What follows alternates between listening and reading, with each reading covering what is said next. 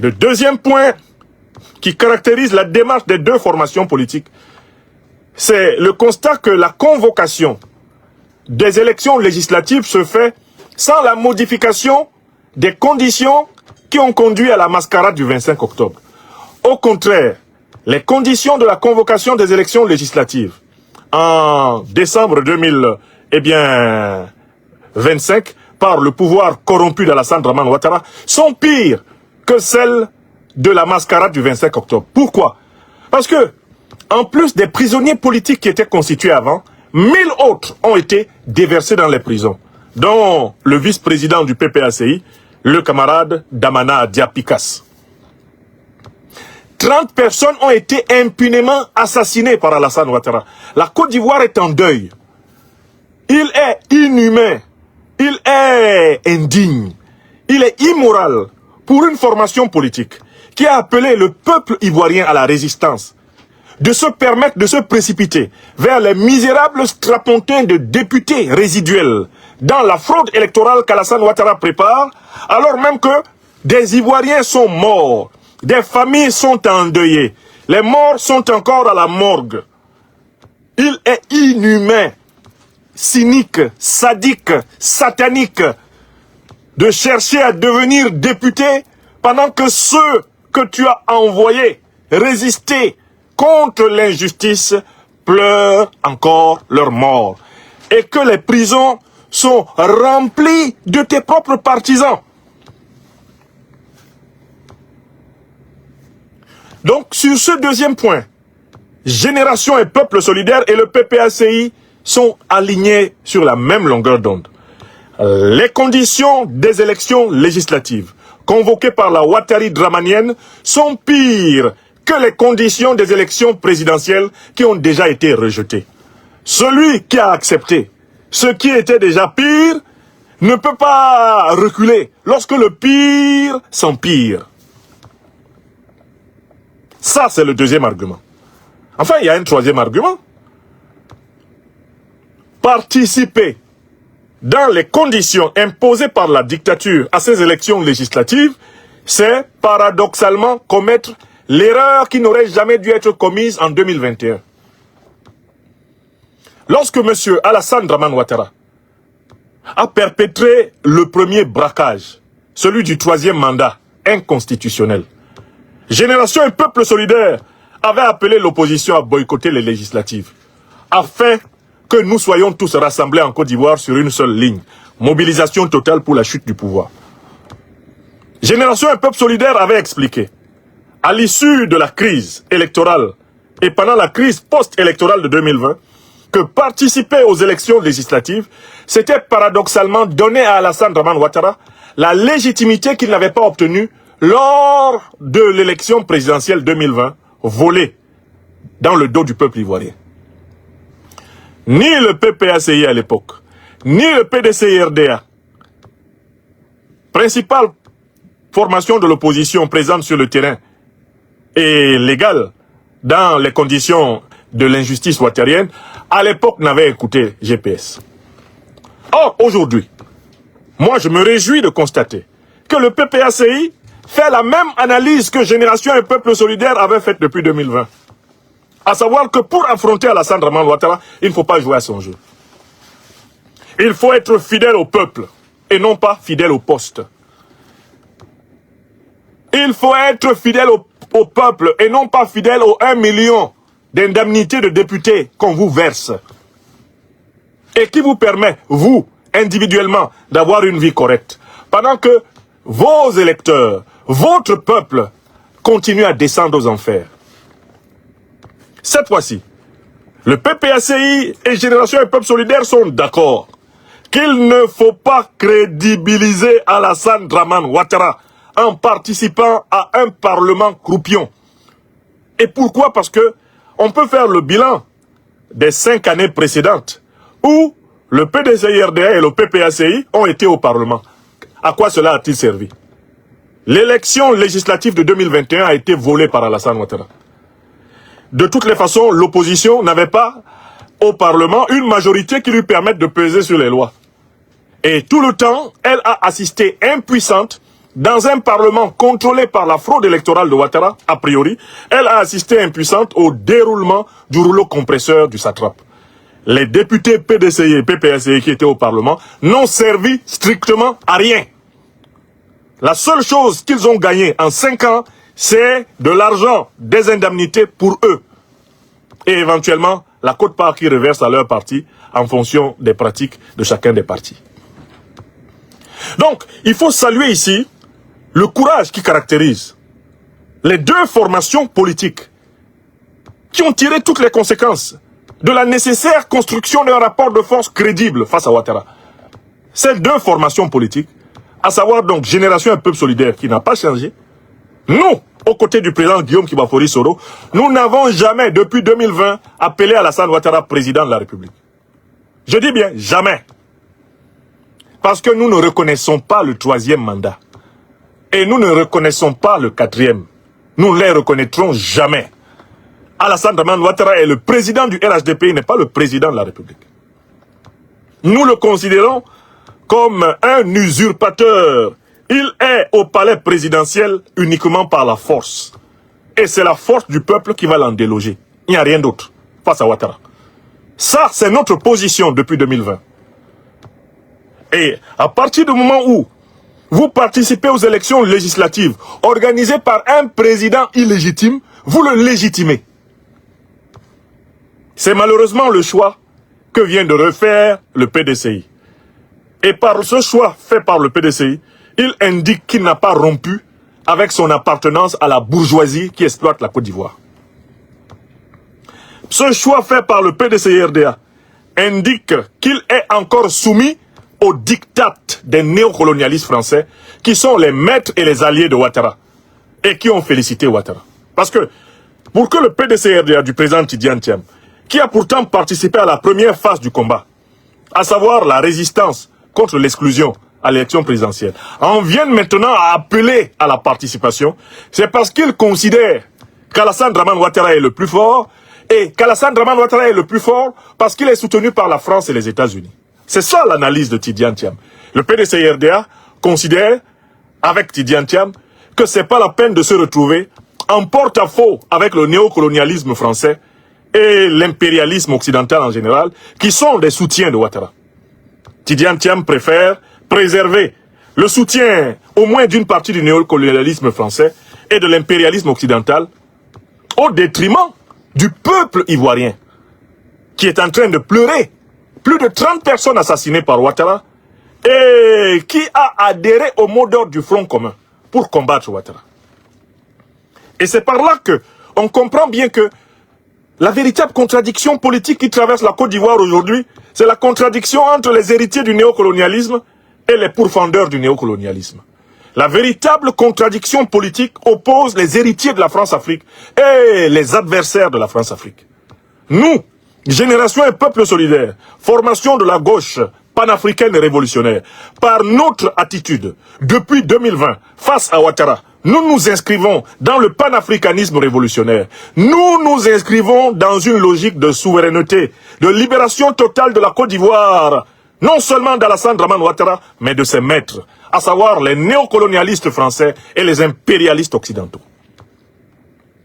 Le PPACI, par la position logique et cohérente qu'il adopte en cette année 2025, rejoint ses fondamentaux. Le président Laurent Gbagbo est issu de la gauche panafricaine révolutionnaire.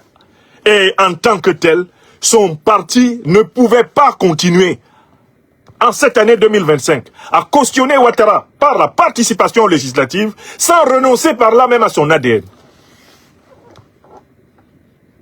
La situation politique ivoirienne est désormais clarifiée. Il y a d'une part le bloc pro-néocolonialiste français, le bloc pro-impérialiste, le bloc en réalité soumis à l'impérium occidental. Ce bloc désormais est constitué du RHDP de Ouattara Dramane et du PDCI-RDA de Tidjane Thiam. Ce sont d'une manière ou d'une autre les valets de Paris et de Washington. Ils sont en face. Et puis de l'autre côté, il y a les défenseurs de la souveraineté populaire africaine ivoirienne. Ce sont les présidents Laurent Koudou Gbagbo et Guillaume Kibafori Soro. Dans ces conditions, la bataille est claire. Le jeu se clarifie. On sait qui est avec qui et qui fait quoi. Et l'une des raisons pour lesquelles on n'a pas réussi encore à renverser Alassane Dramane Ouattara venait de ce cafouillage à l'intérieur de l'opposition. L'opposition n'était pas claire. Parce qu'à l'intérieur de ce front commun, il y a des gens qui continuent à caresser, à lécher les bottes de Paris. À caresser, à lécher les bottes de Washington. Voilà pourquoi la mobilisation populaire n'était pas compacte, elle n'était pas cohérente. Parce qu'il y a des gens qui doutent de la nécessité de mettre fin au pouvoir de Ouattara. Parce que ils ont les mêmes maîtres que Ouattara. Ils peuvent ne pas être d'accord avec les méthodes de Ouattara, mais ils ont les mêmes maîtres que lui. Pour les présidents, Laurent Koudou-Babou et Guillaume Kibafori-Soro, le maître, c'est le peuple de Côte d'Ivoire. Et la dynamique, elle est celle de la libération africaine, en bonne entente avec la grande révolution de l'Alliance des États du Sahel. Donc, à quelque chose, ivoirienne, ivoirien, malheur est bon. À quelque chose, malheur est bon. Parce que le positionnement du PDC-RDA à l'occasion de ces législatives clarifie la situation dans l'opposition. C'est aussi une bonne leçon pour ceux de nos camarades du PPACI qui, pendant très longtemps, ont boudé la ligne radicale de résistance que nous avons choisie face à Ouattara, parce que nous, on connaît Ouattara. On était avec lui, on le connaît. Le président Gbagbo même connaît Ouattara. Il fait partie de ceux qui connaissent Ouattara comme leur propre poche. Vous-même, vous savez que tant que ce monsieur est confronté à une opposition divisée, il sait que la population aussi n'est pas suffisamment et clairement mobilisée. Parce que même la population doute que des gens qui font allégeance à Paris, à Londres, à Washington, viennent participer à la révolution. Même la population s'assoit comme ça et regarde en disant est-ce que ça là c'est la vraie révolution? On a cru à un moment donné que le véritable front commun en Côte d'Ivoire, c'était le front commun entre le PDCI et le PPACI. Camarades du PPACI, vous avez bien vu qui est dans le véritable front commun avec vous. Beaucoup se sont amusés à bouder Génération et Peuple Solidaire, à se comporter envers nous comme si on était des pestiférés. D'ailleurs, je n'ai pas oublié que le président du PDCI, Tidiane Thiam, quand il croyait que Alassane Ouattara le laisserait être candidat à l'élection présidentielle, avait traité notre leader de serpent dans le pantalon. J'ai pas oublié ça. Il avait dit ça, ce qui lui a valu une grosse période d'inimitié avec nous. Mais actuellement, ceux du PPACI qui croyaient être en alliance avec le PDCI, dans une alliance sûre, et qui, pour certains même, boudaient GPS, ils ont l'occasion de savoir qui veut lutter contre Ouattara. C'est une belle leçon pour tout le monde. Génération et Peuple Solidaire a été fondée en juillet 2019 par le président Guillaume Kibafori-Soro. Moi, je suis un sachant de la naissance de notre mouvement. À partir du comité politique qui a été créé le 15 février 2019, une semaine après la démission, le 8 février 2019, du président Guillaume Soro de son poste de président de l'Assemblée nationale. Je vais vous lever un petit pan de ce que nous nous sommes dit. Quand, avec le président Guillaume Soro, nous créions le mouvement Génération Peuple Solidaire, nous nous sommes jurés de rendre au peuple de Côte d'Ivoire sa souveraineté. Ça, c'est le plus grand serment que nous avons pris. En tirant leçon des erreurs commises dans le passé.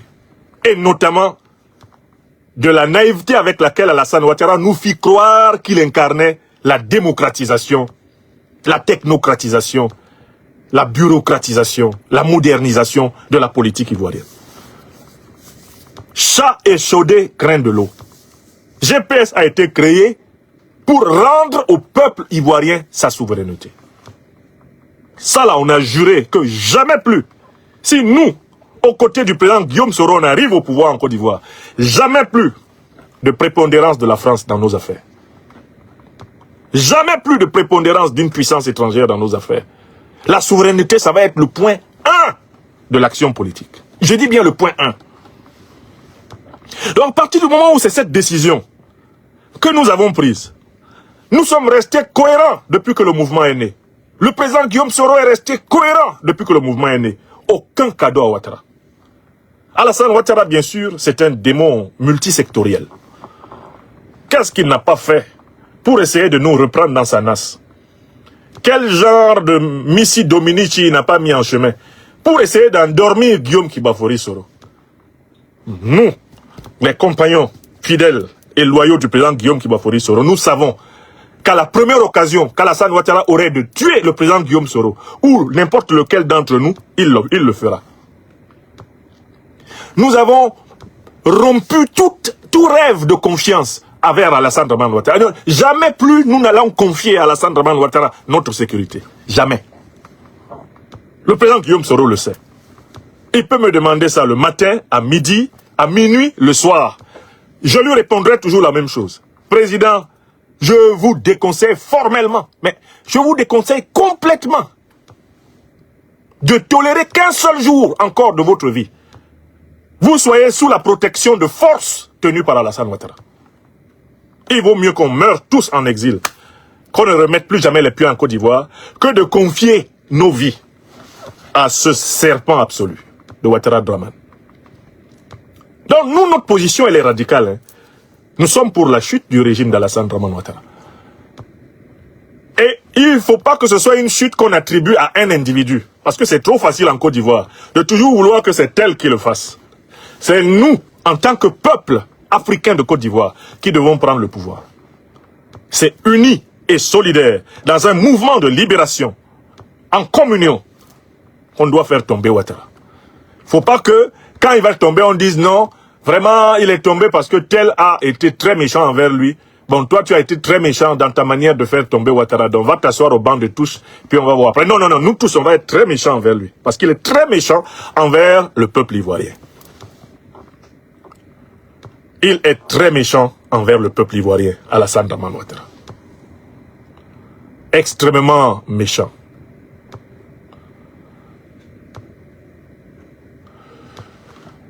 Je bloque au passage un sacripant qui était perdu sur ma page.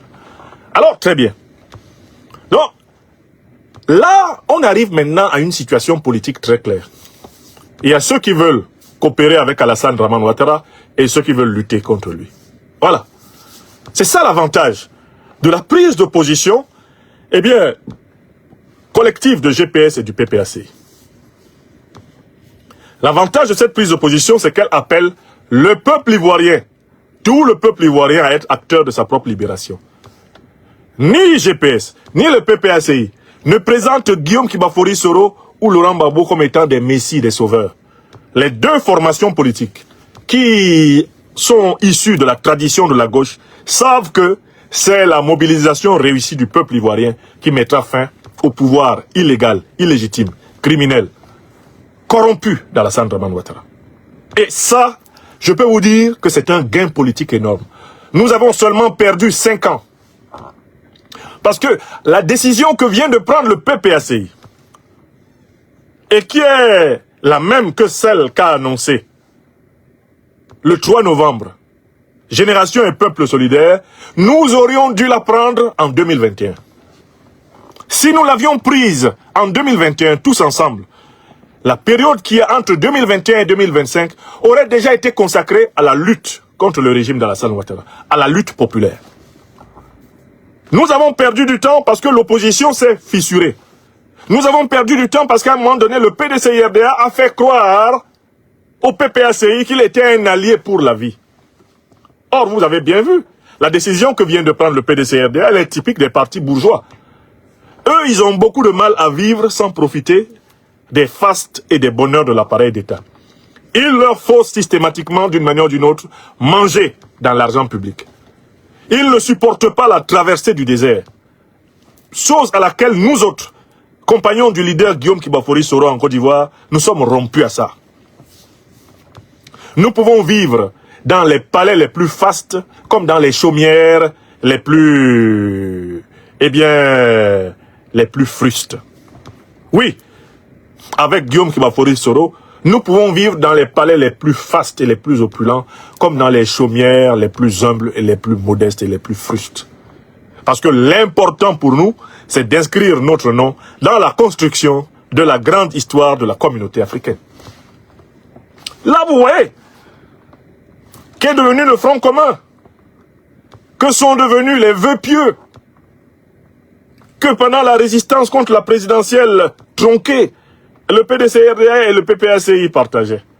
Qu'est devenue leur alliance qui paraissait une molécule extraordinaire? Finalement, c'est GPS et le PPACI qui demeurent au combat. Pendant que les autres ont rapidement, et ça c'est un réflexe de bourgeois compradors, déposé les armes au pied de l'autel et ils veulent aller avoir leur part, eh bien, de la mangeoire de l'Assemblée nationale, comme ils l'ont fait en 2021. Le peuple de Côte d'Ivoire ne doit pas perdre espoir. La clarification du jeu politique ivoirien va bénéficier à un rassemblement plus ferme, un rassemblement plus puissant, un rassemblement plus actif du peuple. Quand le peuple se rend compte que ses dirigeants parlent tous le même langage, quand le peuple se rend compte que ceux qui le dirigent ne sont pas ambigus, le peuple est prêt à consentir des sacrifices. Je veux conclure mon analyse de cette histoire en tirant une leçon et un parallèle pour d'autres pays africains dans des situations comparables. Je pense notamment à mon pays natal, le Cameroun. Voyez-vous, Biya vient de braquer, à la manière de Ouattara, le peuple camerounais. Il s'autoproclame président du Cameroun pour un 8e mandat complètement ubuesque, sur la base d'une mascarade électorale, d'une non-élection du 12 octobre. Plusieurs candidats ont été au préalable exclus même du processus électoral. Et le Cameroun, au moment où je vous parle, n'a toujours pas de liste électorale fiable, il n'a toujours pas de commission électorale fiable, il n'a toujours pas de conseil constitutionnel digne de ce nom, il n'a toujours pas rendu justice aux victimes des violences électorales. Des dizaines de personnes ont été assassinées par le criminel Biya Paul dans toutes les rues du Cameroun ces dernières semaines. Et vous allez voir la pseudo-opposition, la petite bourgeoisie comprador politique camerounaise se précipiter pour s'inscrire aux élections législatives annoncées par le tyran. Quel sens y a-t-il à participer à des législatives dans des conditions pires que les élections présidentielles? Quel sens y a-t-il à dire qu'on se bat pour un peuple, qu'on appelle ce peuple à suivre des mots d'ordre, mais qu'on est incapable par solidarité avec ce peuple de se retenir face à l'appétit du pouvoir? Ce qui se passe en Côte d'Ivoire éclaire ce qui se passe au Cameroun et vice-versa. Nous devons nous débarrasser en réalité de toute une génération de dirigeants politiques corrompus, mais aussi d'opposants corrompus. Ce qui se passe en Côte d'Ivoire, c'est que la lutte contre Alassane Dramane Ouattara peine à aboutir à son terme en raison de la corruption de l'opposition. Les 4 leaders d'opposition qui ont participé le 25 octobre à la mascarade avec Ouattara sont coupables du retard de la lutte ivoirienne. S'ils avaient rejoint la masse populaire, le discrédit d'Alassane Dramane Ouattara serait encore plus massif. Pareillement au Cameroun, les 11 gugus qui ont accompagné Biya Paul dans sa mascarade du 12 octobre, ont en réalité marqué des buts contre le peuple. Car ils ont aidé Biya à donner l'illusion d'une campagne, d'une compétition, d'une concurrence électorale. Ils l'ont aidé à voler, eh bien, de la manière la plus flagrante, le pouvoir.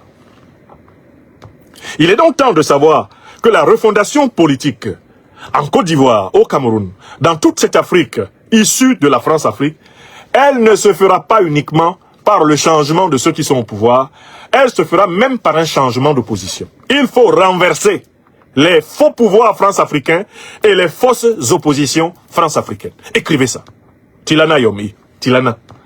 La révolution, ce n'est pas simplement de renverser les pouvoirs issus du néocolonialisme français en Afrique, mais de renverser dans le même mouvement les oppositions issues du néocolonialisme français en Afrique. Parce que tant qu'on n'a pas mis fin à ces oppositions, on risque d'avoir une reproduction de pouvoir france-africain dans les palais africains.